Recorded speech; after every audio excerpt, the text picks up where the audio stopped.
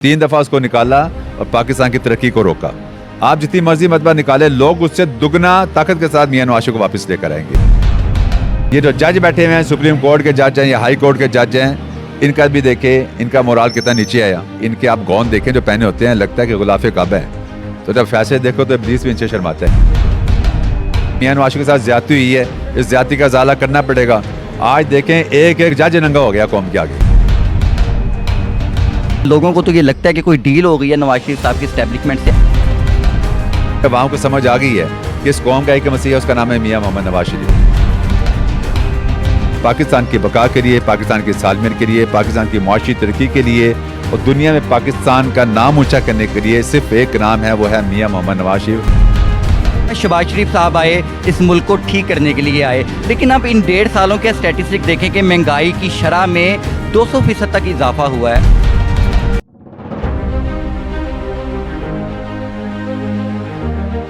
जी वालेकुम सलाम। सर, जैसा कि हम लोग जानते हैं कि NA 120 का ये वो हल्का है जहाँ से मियां नवाज शरीफ साहब इलेक्शन जीत के प्राइम मिनिस्टर इलेक्ट हुए थे।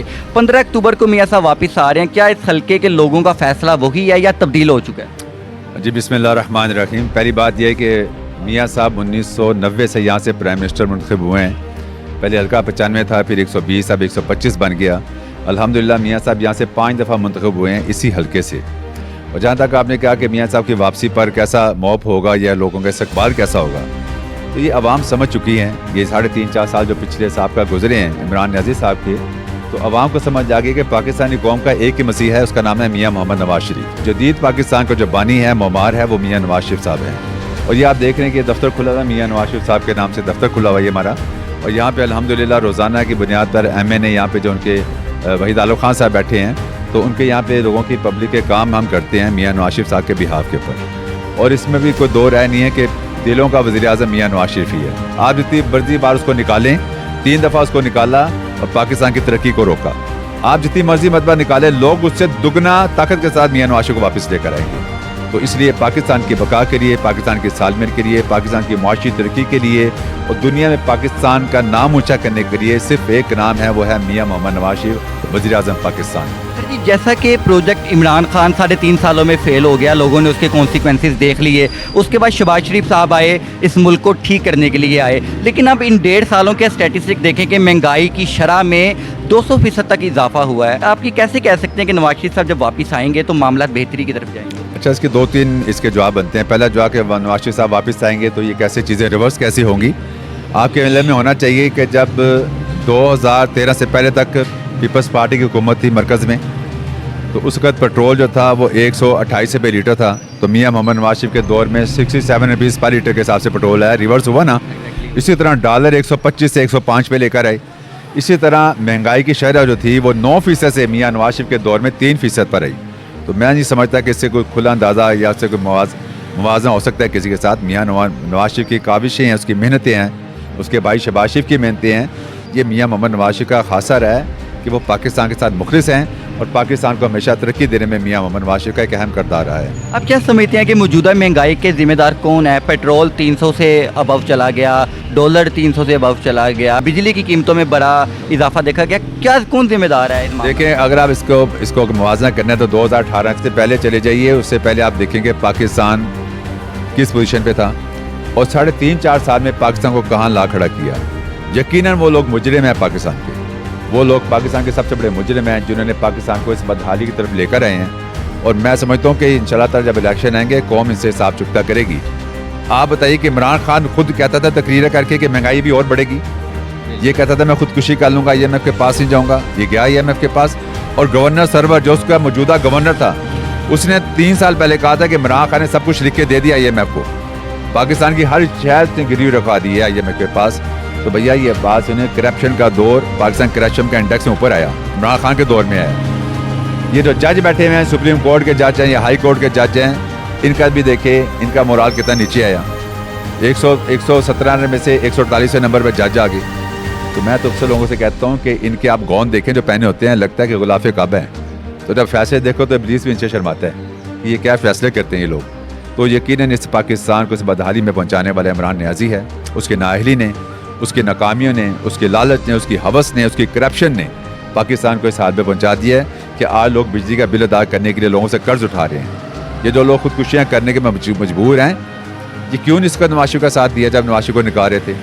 लोगों ने मिठाइयाँ बांटी, जिन्होंने मिठाइयाँ बांटी, जिन्होंने मिठाइयाँ खाई, वो भी आज मुजरिम है, उतने ही मुजरिम है जितने इमरान खान मुजरिम है। अच्छा फलता फूलता पाकिस्तान था, तरक्की करता हुआ पाकिस्तान था, इसको रिवर्स गियर लगा दिया। और इंशाल्लाह अब भी अल्लाह से हमें ये उम्मीद है कि हम मोहम्मद नवाज शरीफ के ऊपर बहुत डिपेंड करते हैं कि वो पाकिस्तान के साथ मुखलिस है और पाकिस्तान के साथ इंशाल्लाह ताला बहुत मेहनत की ज़रूरत भी है और नवाज शरीफ साहब इस भंवर से पाकिस्तान को निकालेंगे और दूसरा कोई नज़र नहीं आता। सर तो आपसे दो क्वेश्चन है। पहला तो ये कि नवाज शरीफ साहब जब वापस आएंगे क्या इसी हल्के से दोबारा इलेक्शन में खड़ा होंगे, और दूसरी बात ये कि आइंदा हुकूमत आप मखलूत बनती हुई देख रहे हैं या एक बड़ी अक्सरियत के साथ हुकूमत बनेगी? अच्छा पहली बात है, मियाँ नवाज शरीफ साहब जब इलेक्शन लड़ेंगे, उनका भाई हल्का है, बताया कि 1985 से ही मियाँ नवाज शरीफ साहब का यही हल्का है। उसके बाद हमारी दाढ़ी मूंछ नहीं थी जब हम मियाँ नवाज शरीफ के साथ चला करते थे। अल्हम्दुलिल्लाह आज 40 साल का अर्सा होने वाला है कि मियाँ साहब इसी हल्के से इलेक्शन लड़ेंगे। अगर मैं समझता हूँ पाकिस्तान को चलाना है, दोबारा उसके ट्रैक पे लेकर आना है, तो अगर इस्टेब्लिशमेंट की मर्जी चलेगी, अगर चूँ चूँ का मुरब्बा होगा, अगर ये मिक्सचर होगा, कॉकटेल बनेगा, तो फिर पाकिस्तान नहीं चलेगा। आपको किसी एक ज़िम्मेदार बंदे के ऊपर ये डिपेंड करना पड़ेगा, उसको हुकूमत साजी के पूरा अख्तियार देना होगा कि वो पाकिस्तान की मुस्तकबिल के अच्छी तरह से फैसले कर सके। मियाँ साहब ने लंदन में से एक बयान जारी किया, उन्होंने कहा कि मैं किसी के साथ सीट एडजस्टमेंट नहीं करूंगा, मैं खुद आके प्राइम मिनिस्टर के लिए मैदान में उतरूंगा और किसी के साथ सीट एडजस्टमेंट या मखलूत हुकूमत ही बनाऊंगा, एक नून लीग बड़ी अक्सरियत के साथ वापस आएगी। इस कॉन्फिडेंस को देख के, इस मोराल को देख के लोगों को तो ये लगता है कि कोई डील हो गई है नवाज शरीफ साहब की इस्टेब्लिशमेंट से। आपका इस पर क्या कहना है? मैं आपको बात बताऊँ, वो लीडर है, उसका विजन हमसे बहुत ज़्यादा वसी है, पहली बात। दूसरी बात है कि जिस जगह पे रख के वो जिस तरीके से चीज़ों को देख रहे हैं या अवाम की नफ्स को वो जानते हैं, हम इतना नहीं जानते। हम कारकुन हैं, उन्होंने बहुत से ऐसे हालात देखे हुए हैं कि हम आज सोचते हैं कि मियाँ नवाज शरीफ के फैसले, हम पहले कहते थे गलत है, ये गलत है, ये गलत है, हम कहते हैं एक एक फैसला मियाँ नवाज शरीफ का ठीक था। इस्टेब्लिशमेंट के साथ झगड़ा हुआ, हम कहते थे गलत है, आज हम कहते हैं ठीक किया मियाँ नवाज शरीफ ने। आज इमरान खान बाद में रोता है कि जी वैसे सब कुछ बाजवा कराता रहा, कभी कहता था बाजवा से अच्छा डेमोक्रेटिक जनरल को मैंने देखा नहीं है।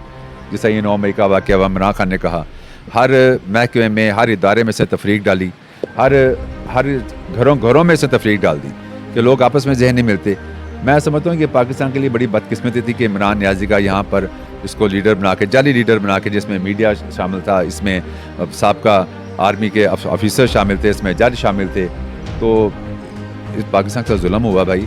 तो इंशाल्लाह ताला पाकिस्तान चलेगा भी उस वक्त चलेगा जब किसी एक बंदे के पास पूरा मैंडेट होगा, फैसले करने का अख्तियार होगा। वो ब्लैकमेल नहीं होगा कि पीपल्स पार्टी से ब्लैकमेल हो रहा है, JUI से ब्लैकमेल हो रहा है, MKM से ब्लैकमेल हो रहा है। मियाँ नवाज को हुकूमत देनी चाहिए और फेयर एंड फ्री इलेक्शन होंगे तो इंशाल्लाह ताला मुस्लिम नून क्लीन स्वीप करेगी, क्योंकि अवाम को समझ आ गई है कि इस कौम का एक मसीह है, उसका नाम है मियाँ मोहम्मद नवाज शरीफ। सर क्या ये कन्फर्मेशन हो चुकी है, हतमी फैसला आ चुका है कि मियाँ साहब 15 अक्टूबर को वतन वापस आ रहे हैं? ये बंदयाल के होते तो उनको आना नहीं चाहिए। साफ नज़र आ रहा है कि बंदयाल जो है वो सासों माँ के नीचे लगा हुआ है, सास को खुश करने के लिए फैसले कर रहे हैं। ये बंदयाल जाएगा, अब उसके बाद जस्टिस फायसा साहब आएंगे, तो मैं समझता हूँ कि बड़े मेरिट पे उनके फैसले हैं। साहब का भी जो हम देखेंगे तो बड़े मंजे हुए जज हैं, तो हमसे उम्मीद है कि इंसाफ दिलाएंगे। मियाँ नवाज के साथ ज्यादती हुई है, इस ज्यादती का ज़ाला करना पड़ेगा।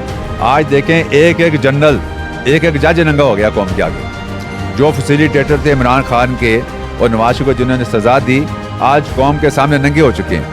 आज बच्चा बच्चा जानता है कि मियाँ नवाज शरीफ को क्यों निकाला, कैसे निकाला, किससे निकाला। पाकिस्तान से दुश्मनी थी तो मियाँ नवाज शरीफ को निकाला। तो इंशाल्लाह ताला फिर आखिर में आपसे ये कहूँगा कि हम तो मियाँ नवाज शरीफ के सिपाही हैं भाई। शहबाज शरीफ साहब ने जो काम किया, आप बता रहे थे कि बिजली महंगी हो गई। शहबाज शरीफ का ये इक़दाम है कि जो इमरान खान जो फैसले करके IMF के साथ जो शराइत तय करके मुकर गया था, उसके बाद सब्सिडी दे दी थी, बिजली सस्ती कर दी, पेट्रोल सस्ता किया, वो भुगता हमने। वो तो चाहता था कि पाकिस्तान श्रीलंका हो जाए, पाकिस्तान डिफ़ॉल्ट कर जाए, लोग एक दूसरे का गिरेबान चाक कर दें, लोग अपनी औलादों को बेचना शुरू कर दें, कत्ल गारत खुदकुशी हो, खाना जंगी हो जाए। क्या इससे किया नहीं था? इससे बिजली के बिल नहीं चलाया जब 6 रुपये का यूनिट था, 5.5-6 रुपये का यूनिट था। इसे लोगों से नहीं कहा कि हुंडी के जरिए पैसे भेजो, क्या कुछ नहीं इससे किया। लोगों की जवान बेटियों को नचाता रहा, लोगों की जवान औरतों को नचाता रहा और माशरे में बेहयाई को उसने फ़रोग दिया शख्स ने, अखलाकियात का जनाजा निकाल दिया शख्स ने। तो ये भाई मियाँ शहबाज शरीफ साहब ने जो फैसले किए हैं, अब ये देखिए हमें रेवेन्यू आएगा बाकायदा। पहले हम सब्सिडी दे रहे थे, खसारे में जा रहे थे, अब हमें महसूलात इकट्ठी होंगी, रेवेन्यू इकट्ठा होगा, तो पाकिस्तान आने वाले 50 साल बाद भी डिफ़ॉल्ट नहीं करेगा इंशाल्लाह ताला, क्योंकि चीज़ें बहुत सारी बैलेंस हो चुकी है। वहाँ पे एक महंगाई का बम तो गिरा है, लेकिन उसके साथ साथ आप ये भी देखें कि इस वक्त इंतज़ामिया जो है वो छापे मार रही है, बिजली चोरों को पकड़ रही है। ये जिन्होंने सोना स्टॉक किया हुआ है, सोने का रेट 26,000 रुपये पर तोला गिरा है कि नहीं गिरा? डॉलर नीचे आ रहा है ना, लोगों ने डॉलर अपने पास संभाल के रखे हुए हैं, ईरानदोजी ज़ख़ीरा अंदोज़ी की है। तो इंशाअल्लाह अगर ये गवर्नेंस अच्छी हो जाएगी, अगर जो लोग ज़ख़ीरा अंदोज़ हैं उनको पकड़ा जाएगा, सज़ाएँ दी जाएगी, इंसाफ का बोलबाला होगा, तो यही पाकिस्तान ये सोने की चिड़िया है पूरी दुनिया के लिए। ये सोने की कान है, पाकिस्तानी ये सोने की कान है भाई, यहाँ पर रहने वाले मेहनत कश जवां कश लोग हैं ये।